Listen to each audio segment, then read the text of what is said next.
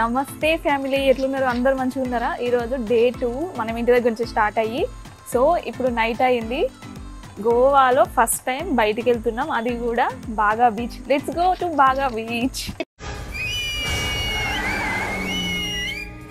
అక్కడికి వెళ్ళిన తర్వాత అక్కడ ఏమేమి ఉన్నాయి అనేది అన్ని మీకు చూపిస్తా, నేను ఎక్స్పీరియన్స్ చేస్తా. నువ్వేం చెప్పావు నీకైనా అర్థమైందా? ఇప్పుడైతే మనం బాగా బీచ్ దగ్గరలో ఉన్నాం. రోడ్లు అయితే అస్సలు ఖాళీ లేవు, మస్తు జనాలు ఉన్నారు, ఫారినర్స్ ఉన్నారు. అసలు మాకు పోవడానికి ఒక 10 minutes పట్టింది ఈ రోడ్లా.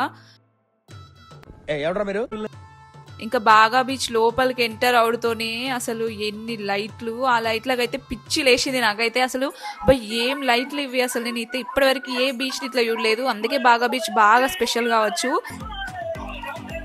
మస్తు ఉండే చెమ్మక్లు అంటనే లైట్లు. కానీ ఈ బీచ్ లా నాకు నడవడానికి మస్తు ఇబ్బంది అయింది, మస్తు కాళ్ళు నొప్పి వచ్చినాయి.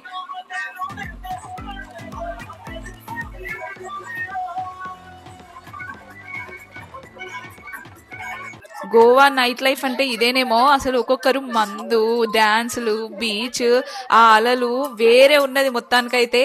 ఒక్కొక్కడికి పోటీ పెట్టుకొని మరి సాంగ్స్ వేస్తున్నారు ఇక్కడ. నాకైతే ఈ సౌండ్లకి, ఈ లైట్లకి మస్తు తలనొప్పి వచ్చింది.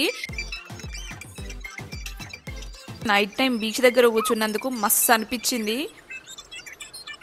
ఒకసారి వాళ్ళని చూడండి ఎంత ఎంజాయ్ చేస్తున్నారు. అసలు ఎంగేజే కాదు, అంకుల్స్ కూడా వచ్చిర్రు. మొత్తానికైతే మందు పట్టుకొని బీచ్లలో డాన్సులు చేసుకుంటా మస్తు ఎంజాయ్ చేసిర్రు. ఇక్కడ ఇంకా కొంచెం సేపు ఉండాలనిపించింది, కానీ ఆ చిట్టి బాబుకి కొంచెం ఇరిటేషన్ వచ్చింది ఆ సౌండ్లకి, లైట్లకి. ఇంకా మేము రిటర్న్ వెళ్ళిపోవాల్సి వచ్చింది.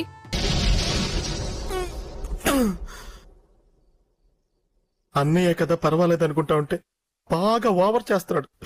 బాగా బీచ్ వెళ్ళి వచ్చేటప్పటికి మాకు మస్తు ఆకలైంది. ఇంకా అక్కడ మస్తు ఎంజాయ్ చేసినాం. ఎంజాయ్ చేసి వస్తుంటే ఎక్కడ చూసినా బావచ్చి బిర్యానీ అనేది మస్తు సెంటర్లు కనిపించినాయి, బిర్యానీ సెంటర్లు.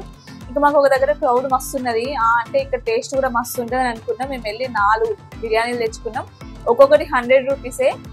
ఇక్కడ మనకి తక్కువ రేట్ దొరకడంటే మస్తు కష్టం. సమాప్తం. రేపు ఇదే అలవాట్లపై మళ్ళీ కలుసుకుందాం. అంతవరకు సెలవు మరి.